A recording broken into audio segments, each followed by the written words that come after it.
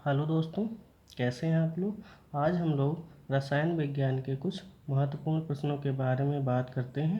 चलिए आज का वीडियो शुरू करते हैं। पहला क्वेश्चन है कि चूना पत्थर का रासायनिक नाम क्या है। तो चूना पत्थर का रासायनिक नाम कैल्शियम कार्बोनेट होता है और कैल्शियम कार्बोनेट का सूत्र होता है CaCO3।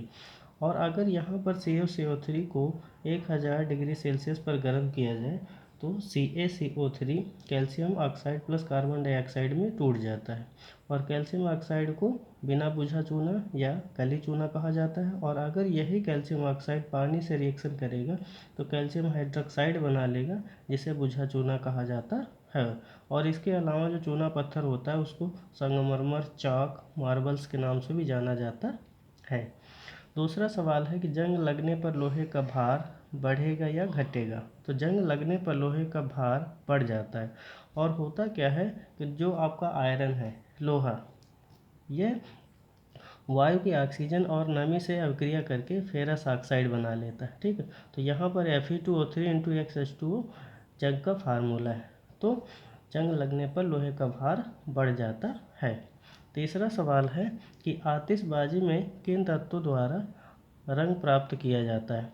तो स्ट्रोंशियम और बेरियम ये तत्व हैं जिनके माध्यम से ही रंग प्राप्त किया जाता है। और एस ब्लॉक के अंतर्गत दो वर्ग हैं, वर्ग 1 जिसमें क्षारीय धातुओं को रखा गया है और वर्ग 2 जिसमें क्षारीय मृदा धातुओं को रखा गया है। तो beryllium, magnesium, calcium, strontium, barium और रेडियम ये सब क्षारीय मृदा धातुएं हैं। तो उन्हीं में ये दो तत्व स्ट्रोंशियम Sr और बेरियम Ba, इन्हीं की वजह से रंग प्राप्त होता है जो आतिशबाजी में आप देखते हैं। चौथा सवाल है पानी का अधिकतम घनत्व होता है। तो पानी का अधिकतम घनत्व 4 डिग्री सेल्सियस पर होता है। यानी कि पानी का अधिकतम घनत्व कितना होता है या किस डिग्री सेल्सियस पर होता है, तो वो 4 डिग्री सेल्सियस पर होता है। अब पांचवा सवाल है कि वाहनों से निकलने वाली प्रदूषित गैस का क्या नाम है। तो कार्बन मोनोऑक्साइड। ठीक, कार्बन मोनोऑक्साइड का जो सूत्र होता है वो होता है आपका CO।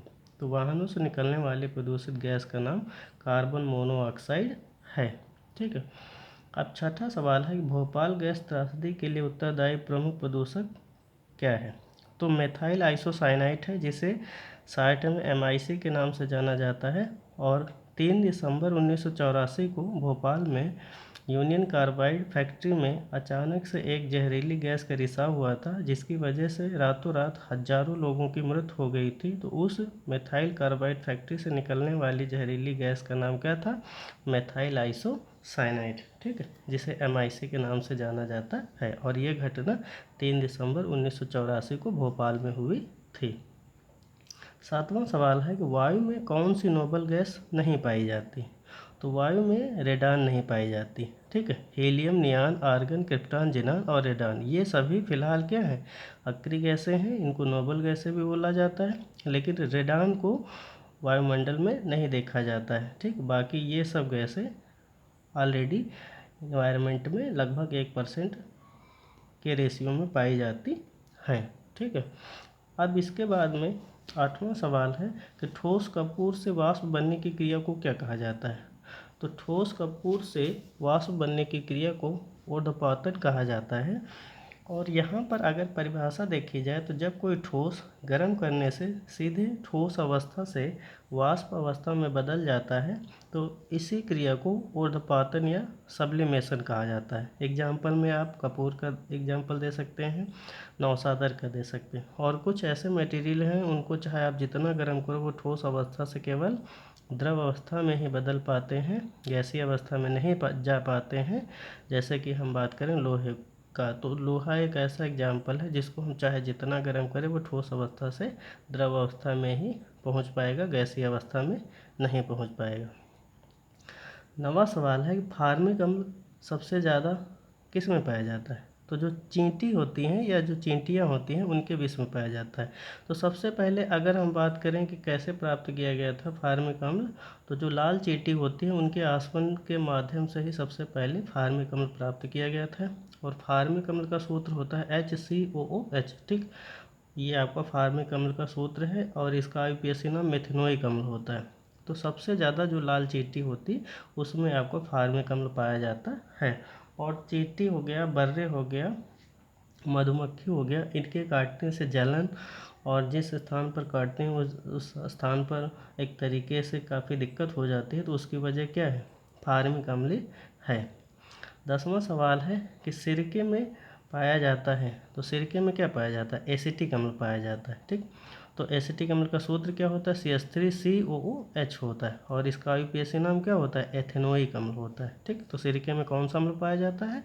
तो एसिटिक अम्ल पाया जाता है। अब 11वां सवाल है कि साइट्रिक अम्ल मुक्त रूप में किस में पाया जाता है? तो जो साइट्रिक अम्ल है वो नींबू में पाया जाता है, इसके अलावा आंवला में भी पाया जा सकता है। तो कहने का मतलब है कि साइट्रिक अम्ल मुक्त रूप में किस में पाया जाता है? तो नींबू में पाया जाता है। सवाल नंबर 12 है कि फोटोग्राफी में कौन सा अम्ल प्रयुक्त किया जाता है? तो फोटोग्राफी में ऑक्जेलिक अम्ल प्रयुक्त किया जाता है और ऑक्जेलिक अम्ल का सूत्र होता है COOH और C से सिंगल बॉन्ड और यहाँ COOH इंटू 2H2, ये आपका ऑक्जेलिक अम्ल का सूत्र है। तो फोटोग्राफी में कौन सा अम्ल प्रयुक्त किया जाता है? तो ऑक्जेलिक अम्ल प्रयुक्त किया जाता है। अब इसके बाद में क्वेश्चन नंबर 13 है, ट्राइनाइट्रोटॉल्यूएन क्या है? तो ट्राइनाइट्रोटॉल्यूएन को शॉर्ट में TNT बोला जाता है और ये क्या है? विस्फोटक है। ठीक, तो ट्राइनाइट्रोटॉल्यूएन क्या है? तो एक विस्फोटक है। इसके अलावा और कई सारे विस्फोटक है, जैसे TNP ट्राइनाइट्रोफिनॉल, TNG ट्राइनाइट्रोग्लिसरीन, RDX जिसे अमेरिका में साइक्लोनाइट के नाम से जाना जाता है। तो कहीं ना कहीं TNT, TNP, TNG और RDX, ठीक है, ये सब क्या है? विस्फोटक पदार्थ हैं। तो यहाँ पर बात करी जा रही थी ट्राइनाइट्रोटॉल्यूएन की, तो ट्राइनाइट्रोटॉल्यूएन एक प्रकार के क्या है? विस्फोटक है।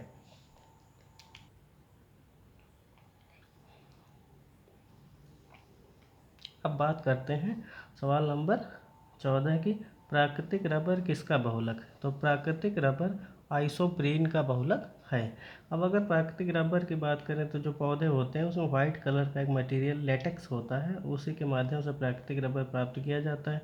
और बहुलक क्या है? तो बहुलक में क्या होता है? निम्न अणुभार के कई सारे अणु आपस में संयुक्त होकर उच्च अणुभार का एक जटिल यौगिक या जटिल अणु स्पेशली बना लेते हैं, उसी को हम क्या बोलते हैं? बहुलक कहते हैं। ये आपका महत्वपूर्ण प्रश्न है, प्राकृतिक रबर किसका बहुलक है? तो आइसोप्रीन का बहुलक है। ठीक है, 15वां सवाल है, जिसमें से हाइड्रोजन को जलाने पर क्या होगा? तो हाइड्रोजन को जलाने पर जल बनेगा, यानी कि 2H2 प्लस O2। तो 2H2 plus O2 equal to 2H2O। तो ये आपका जल का सूत्र है और इसका अणुभार कितना होता है? इसका अणुभार होता है 18।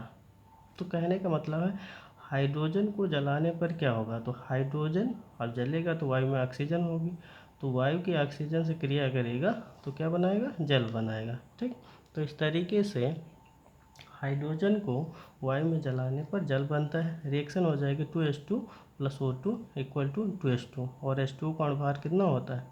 18 होता है। ठीक है, अब सवाल नंबर 16, अम्ल वर्षा का कारण क्या है? तो अम्ल वर्षा का कारण कारखानों से निकलने वाला धुआं होता है। ठीक है, तो उसी की वजह से अम्ल वर्षा होती है। क्वेश्चन नंबर 17 है, मूत्रालयों के पास नाक में चुभने वाली गंध का कारण क्या है? तो यहाँ पर मूत्रालयों के पास नाक में चुभने वाली गंध का कारण है अमोनिया। ठीक, और इस अमोनिया का जो सूत्र होता है वो होता है NH3। अब अगर हम अमोनिया की बात करें तो यह एक विशेष तीक्ष्ण वाली गंध है। ठीक है, और अगर मूत्र में पीले रंग का कारण पूछा जाए क्या होता, तो यूरोक्रोम। ठीक है, तो यूरोक्रोम की वजह से ही मूत्र का कलर कैसा होता है? पीला होता है। तो उसी में यूरिया भी पाई जाती है और उसी में अमोनिया भी पाई जाती है। तो अमोनिया की वजह से ही तीक्ष्ण गंध आपको सूंघने को या वहाँ पर देखने को मिलती है। ठीक है, और यहाँ पर अगर अमोनिया की बात करें तो इसे आंसू गैस के तौर पर भी इस्तेमाल किया जाता है, क्योंकि अगर अमोनिया जहाँ पर ज़्यादा मात्रा में रिलीज हो रही है तो वहाँ पर क्या होता है, जब आप खड़े रहेंगे तो आंखों से आंसू निकलने लगते हैं। ठीक, तो मूत्रालयों के पास नाक में चुभने वाली गंध का कारण क्या है? अमोनिया, जिसका सूत्र क्या होता है? NH3 होता है। क्वेश्चन नंबर 18 है कि तेजाब वर्षा किसके प्रदूषण से होती? तो तेजाब वर्षा के प्रदूषण का कारण होता है आपको नाइट्रोजन डाइऑक्साइड और सल्फर डाइऑक्साइड। ठीक, अब इन्वायरमेंट में कई सारी गैसें पाई जाती है, जैसे नाइट्रोजन है, ठीक, ऑक्सीजन है, कार्बन डाइऑक्साइड है।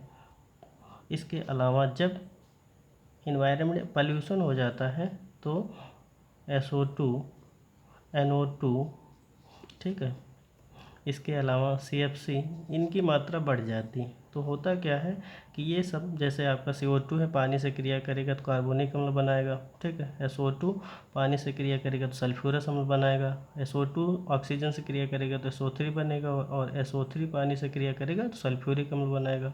तो यहाँ पर कई सारे अम्ल बनते हैं इनके माध्यम से, क्योंकि ये सब विषैली गैसें हैं जो पानी से क्रिया करके क्रमशः अम्ल बनाते हैं, और वही अम्ल तेजाब वर्षा का कारण होता है। तो यहाँ पर अगर कॉमन करके देखा जाए तेजाब वर्षा के प्रमुख प्रदूषण का कारण क्या है, तो NO2 और SO2।